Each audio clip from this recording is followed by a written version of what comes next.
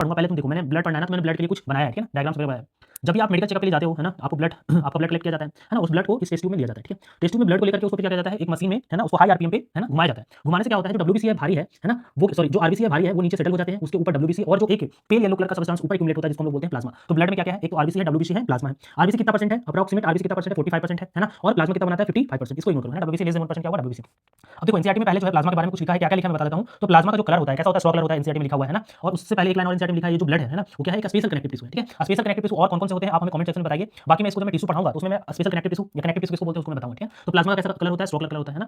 Plasma में क्या-क्या होता है, तो देखो प्लाज्मा में एक होता है वाटर और प्रोटीन। वाटर कितना होता है, 90 से 92% क्या होता है, वाटर, है ना। प्लाज्मा में क्या होता है, 90 से 92% वाटर होता है और 6 से 8% क्या होता है, उसमें प्रोटीन होता है। अब इसमें इंपॉर्टेंट क्या है, प्लाज्मा में क्वेश्चन क्या बनेगा, प्लाज्मा में सिर्फ एक तो कंपोजिशन से क्वेश्चन बनेगा, है ना, वाटर कितना परसेंट होता है, प्रोटीन कितना परसेंट होता है ना। और दूसरा क्वेश्चन बन सकता है क्या, इसमें प्रोटीन कौन-कौन से होते हैं और उसके फंक्शन क्या है, ये क्वेश्चन आता है, ठीक है। अगर प्लाज्मा से क्वेश्चन आएगा तो ये ब्लड का कितना परसेंट है ना, प्लस उसमें प्लाज्मा में क्या-क्या होता है, कितना से कितना परसेंट वाटर है, कितना परसेंट उसमें प्रोटीन है ना। और प्रोटीन में कौन-कौन से प्रोटीन है, फाइब्रिनोजन है, एल्बुमिन है और ग्लोब्यूलिन है। एनसीईआरटी में बस ये लिखा हुआ है, ठीक है ना, फाइब्रिनोजन, एल्बुमिन और ग्लोब्यूलिन। फाइब्रिनोजन का काम क्या है, फाइब्रिनोजन का काम मेन काम है जो किसमें हेल्प करता है, कोगुलेशन ऑफ ब्लड में, है ना। तो इसको स्टार करके मैंने लिखा है कि फाइब्रिनोजन का मेन काम क्या करता है, कोगुलेशन ऑफ ब्लड में काम करता है। एल्बुमिन कहाँ काम आता है, एल्बुमिन ऑस्मोटिक प्रेशर, जहाँ भी ऑस्मोटिक प्रेशर देखो हमारा जो ब्लड है ना, फ्लूइड सारे फ्लूइड को ऑस्मोटिक बैलेंस चाहिए, है ना, ठीक है। उसमें प्रोटीन जब तक नहीं रहेगा तब तक उसको ऑस्मोटिक बैलेंस नहीं हो पाएगा। ऑस्मोटिक बैलेंस का मेन फंक्शन जो आता है वहाँ कहाँ पे आता है, ऑस्मोटिक प्रेशर से हमें किसी चीज को फिल्टर करना है तो हमें ऑस्मोटिक चाहिए, है ना। तो ये कहाँ पे होता है, ये किडनी वाले पार्ट में होता है, ठीक है। चलो वो तो नहीं है, ठीक है। तो आप ये ध्यान रखना कि एल्बुमिन जो है एल्बुमिन का काम क्या है, ऑस्मोटिक बैलेंस का, ठीक है, याद रह जाएगा। ग्लोब्यूलिन का काम क्या है, डिफेंस मैकेनिज्म। डिफेंस मैकेनिज्म क्योंकि ग्लोब्यूलिन से क्या बनता है, ग्लोब्यूलिन से क्या बनता है, एंटीबॉडी, है ना। इम्यूनोग्लोब्यूलिन नाम ही उसका आईजीए जैसे ना, तो एंटीबॉडीज वगैरह आईजीए आईजीजी आईजीएम वगैरह जो लाने का काम करता है ग्लोब्यूलिन, इसलिए डिफेंस मैकेनिज्म है ना, डिफेंस प्रोवाइड करता है, एंटीबॉडीज एंटीजन को किल करने का काम करता है ना।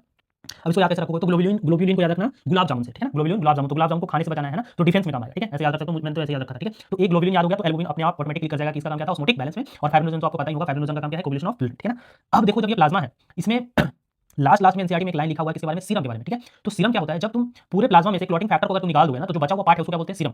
अब कोगुलेशन हेल्प कौन करता है, फाइब्रिनोजन। तो अगर हम लोग प्लाज्मा से, ब्लड से नहीं, प्लाज्मा से, ठीक है ना, प्लाज्मा से अगर हम लोग क्लॉटिंग फैक्टर को निकाल देंगे तो वो क्या बन जाएगा, सीरम, ठीक है ना। डिटेल में नहीं जानना है, बस सीरम पता है, सीरम पता होना चाहिए क्योंकि डायरेक्ट ये आपको एमसीक्यू में मिल जाता है ना, कि सीरम बराबर क्या होता है। तो सीरम बराबर होता है, सीरम बराबर क्या होता है, प्लाज्मा माइनस क्लॉटिंग फैक्टर, ठीक है। आप इसको ध्यान रखना, ठीक है, स्टार पॉइंट लगा के याद रख लेना, है ना। प्लाज्मा सीरम बराबर प्लाज्मा माइनस क्लॉटिंग फैक्टर, और क्लॉटिंग फैक्टर में मेन कौन सा है, फाइब्रिनोजन, इतना याद रह जाएगा।